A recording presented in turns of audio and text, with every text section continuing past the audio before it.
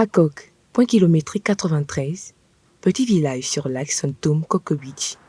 C'est ici que le 16 décembre 1999, Pierre Mibanga, la vingtaine d'années, a abattu sa compagne, Hermine C., 26 ans, à l'aide de son calibre 12.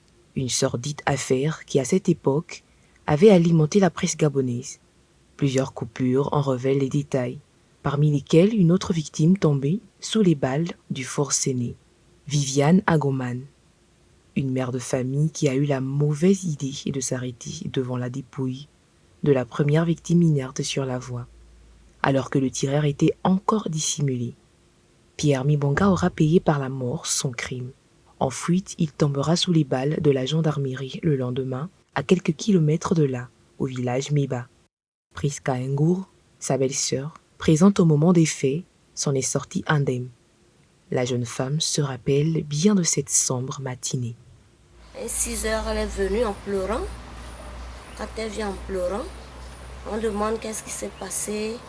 Elle dit, oh, le monsieur l'a frappé toute la nuit. C'est là où on a pu maintenant.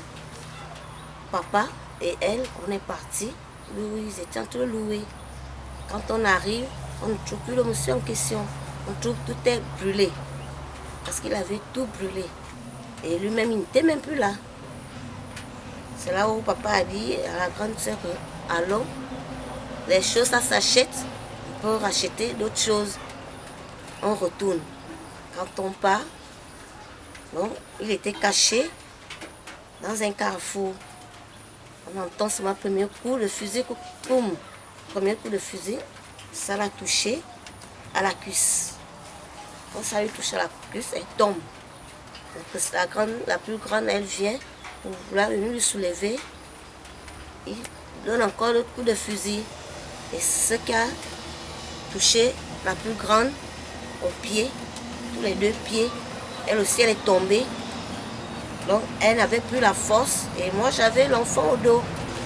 J'ai couru jusqu'à aller laisser l'enfant chez le boutiquier et aller appeler la vieille d'où elle était à la maison. Quand le mois de décembre arrive, le mois de décembre c'est un mois pour moi, je ne veux même pas beaucoup bouger. Je suis que la triste. Il fera au total 7 victimes, dont 2 décédées et 5 blessés.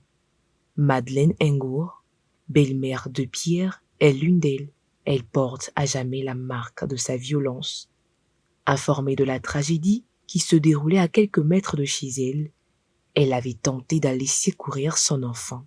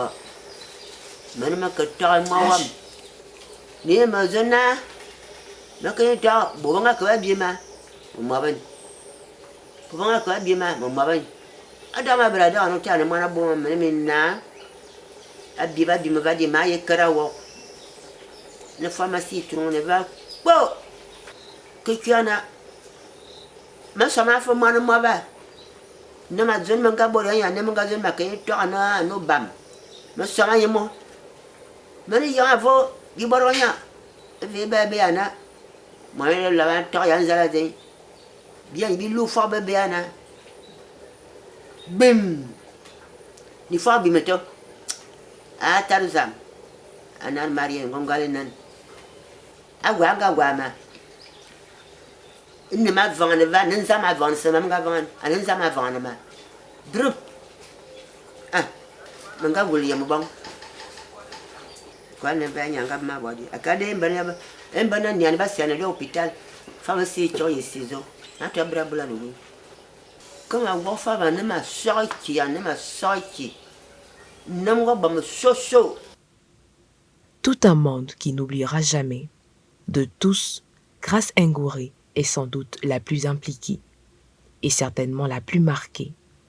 Elle est le fruit de l'union entre Pierre et Hermine. Au moment des faits, elle n'était âgée que de quelques mois. De cette tragédie, elle a subi le plus lourd. J'avais l'âge de 16 ans.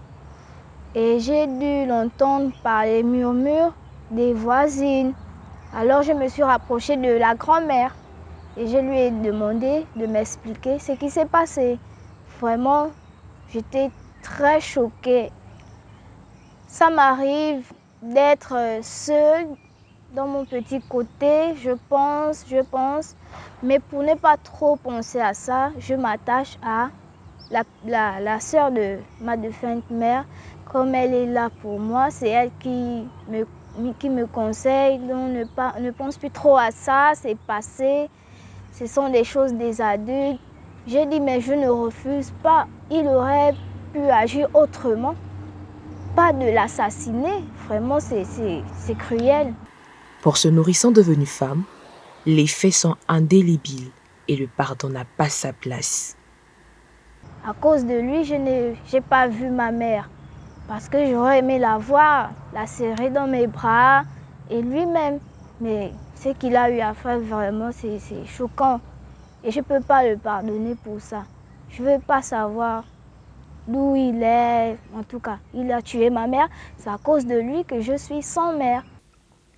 22 ans plus tard, c'est une histoire qui plane sur cette famille qui a perdu un être cher du fait d'une incompréhension de couple qui aurait pu se régler par le dialogue.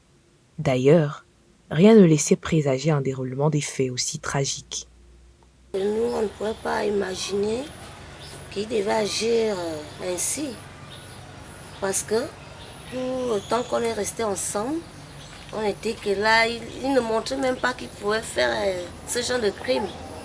Il était que souriant, il revient du travail, il est là, on veille ensemble, c'est cela. Quand on dort, pas dormir, ils rentrent chez eux, nous on reste. Un crime de plus qui aura détruit non pas une femme, mais plusieurs, des vies éteintes et d'autres brisées par la main d'un homme aveuglé par ses sentiments.